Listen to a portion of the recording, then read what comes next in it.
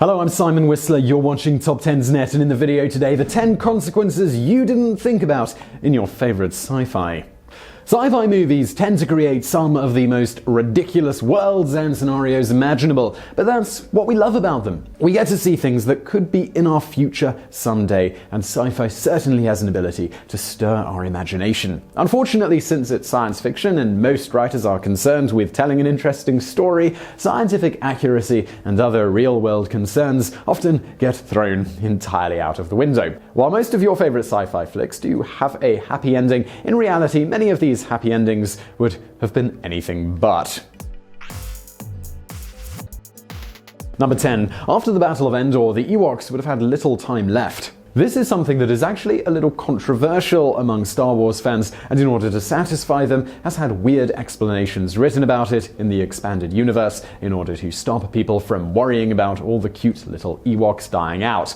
This controversy started with an astrophysicist named Curtis Saxton, who wrote technical stuff for Star Wars and ruined a lot of the fans' days by pointing out there were a lot of things that were closer to fantasy than science fiction. He pointed out that there is no sound in space, no fire in the vacuum of space, and that almost all of the Ewoks would have perished after the events on Endor in Return of the Jedi due to a horrible death raining down on them from above. While scientifically this is completely accurate, the Star Wars lore master Pablo Hidalgo, also known as the Keeper of the Holocron, he certainly must get all the ladies, explained that while scientifically Endor should have gone through a cataclysm, sometimes you can throw out physics when you are making a movie. In other words, his explanation is basically, movies. For those fans who are particularly worried, though, he explained that when the Death Star was destroyed, it lost its hyperdrive regulator, and most of the debris was sucked into a wormhole and spread all over the galaxy. The remaining debris was carefully swept up by Rebellion tractor beams in order to avoid any harm being caused to their new furry friends. Number 9. At the end of The Day After Tomorrow, the survivors have very little chance. The Day After Tomorrow is a Roland Emmerich apocalypse film in his usual vein, where pretty much everything is destroyed and the destruction happens on a truly grand scale. His movies tend to stir the imagination and make us think about what we might be forced to do if a truly large-scale disaster was to ever rock the globe. However, Emmerich's movies also tend to be absurdly unrealistic, and that is more true than ever when it comes to The Day After Tomorrow. In this movie, Dennis Quaid discovers that the Earth is soon going to go through a brand new ice age and that we may only have a year or so left, a time frame that is already pretty darn unrealistic. Now, to make matters even more insane, it quickly turns out that we only have days left. And yes, the world soon watches as everything falls apart and weather systems become so vicious and nonsensical that we start seeing hurricanes form over dry land. However, the most insane part of the movie is the entire ending. Near the end, despite a cold snap that is so cold helicopters are freezing in mid-air, Quaid manages to trek to New York, one of the coldest places in this new environment where the storm is at its worst, to rescue his son, who also somehow survived. After going through incredibly dangerous weather and somehow making it, he not only finds his son, but a helicopter magically arrives and takes them all to Mexico. And now for the depressing part, because the most logical conclusion of all of this is that the happy ending is basically just a dream of Quaid as he dies in the storm, desperately and foolishly trying to make it to New York, primarily on foot. Number 8. Independence Day Resurgence. The Earth's stability is permanently damaged. Independence Day Resurgence is a movie that didn't quite get the kind of attention and hype that the first one managed to gather. This is most likely due to the fact that Will Smith was not available or willing to do the project. While Smith maintains his reason for not being around was having other projects he wanted to do more, some people believe he deliberately turned it down because he was afraid he would overshadow his co-stars and force most of the budget of the movie to be spent on himself. While this decision may have actually made it easier to make another ensemble movie like the first one, it wasn't without its major problems. Near the beginning of the movie, a gigantic alien spaceship that is so large it seems to have its own gravity burns through the Earth's atmosphere, destroying countless buildings and vegetation. It proceeds to take up camp in the ocean. It then starts using a laser to drill down towards the center of the planet so it can take the core and use it as fuel. The heroes manage to stop them just in time as they are about to strip off the last bit of the Earth between them and the core. In the end, no one even talks about all of this and just acts as if everything's resolved, but in the real world, it wouldn't be resolved at all. While it's hard to be sure of the science because, well, no one's ever drilled down that far before, it's beggars belief that the Earth would not be catastrophically, if not irreparably damaged if a giant laser managed to penetrate that close to the planet's core. Number 7. The humans in WALL-E are clearly not ready to return to Earth or be functioning people.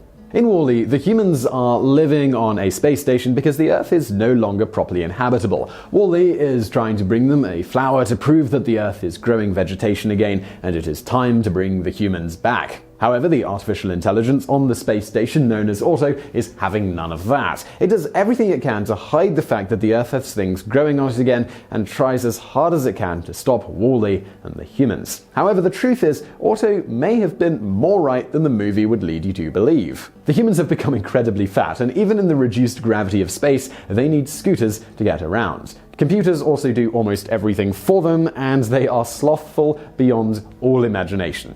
These humans are going to have an incredibly difficult time trying to adjust back to life on Earth again after being so fat and so lazy for so long. The truth is that they probably would have been better served waiting for the Earth to recover more first, and then slowly preparing subsequent generations for the more manual labor lifestyle they would soon need to adjust to.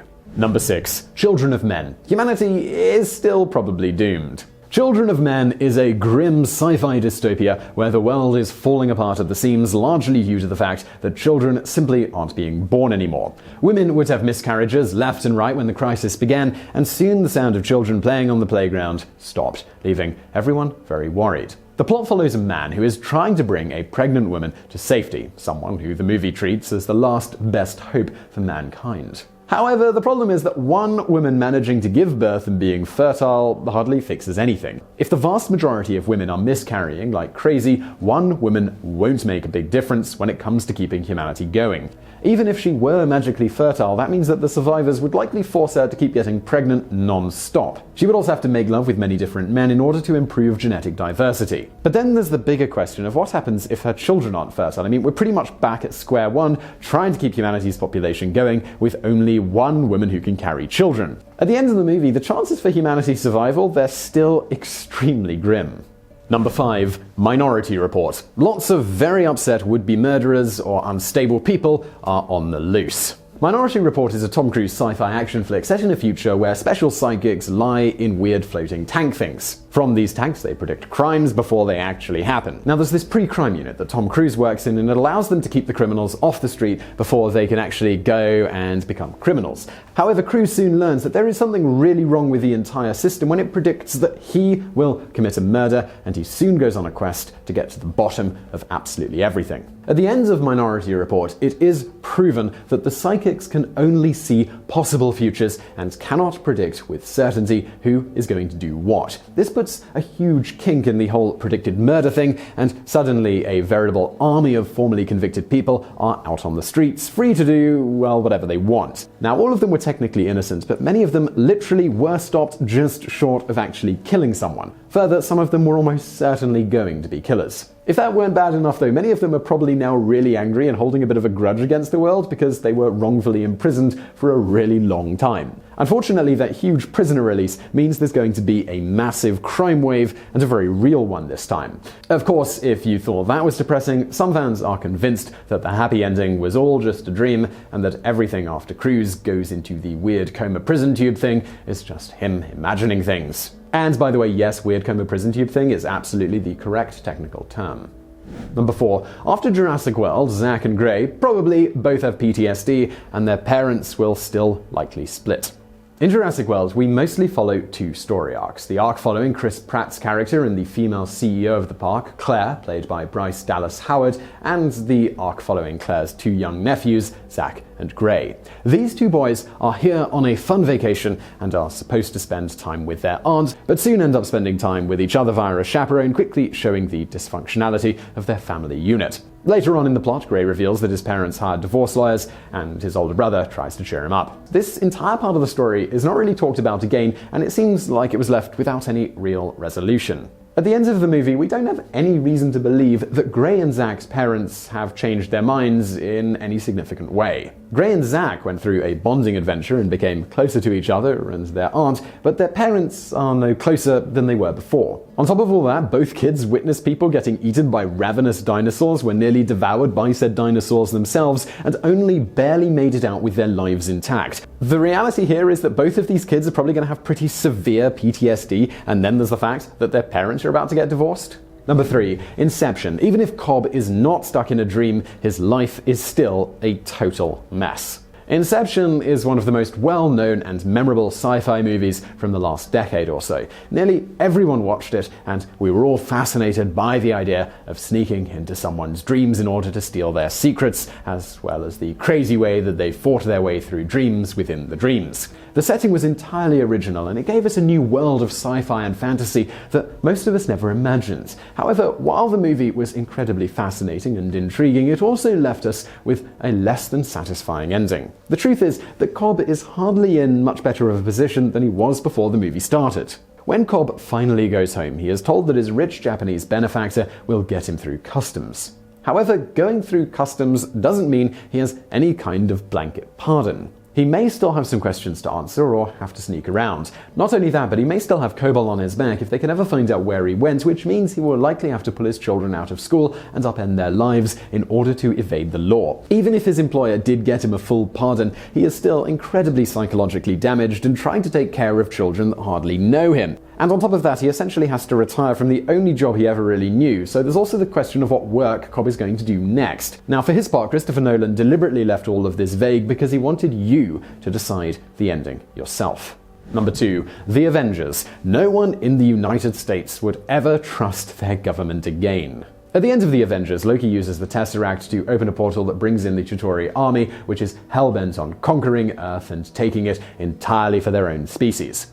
They are brought in right over New York and start smashing into office buildings and wantonly killing civilians. Now, because it's an action movie that is meant for fun, we're not going to go too far into wondering why Loki didn't attack military installations or somewhere like Washington, D.C. if he really wanted to take out civilians, but there are some important questions that we do need answers to here. The biggest issue is that the powers that be in the government made a decision to completely give up on New York and just nuke the entire city. This is an absurd decision, as there is still a portal open, and we do not have the intelligence as to whether there could be more still pouring out of that portal. I mean, did they really learn nothing from watching Independence Day? Further, the government chooses to wipe out millions of civilian lives in the hope that it would contain a threat, with absolutely no guarantee. The sad after effect of this is that no American citizen would ever trust the government again. In real life, this would have created a huge amount of unrest and possibly led to a huge change in the government makeup. To play it so fast and so loose with the lives of millions of civilians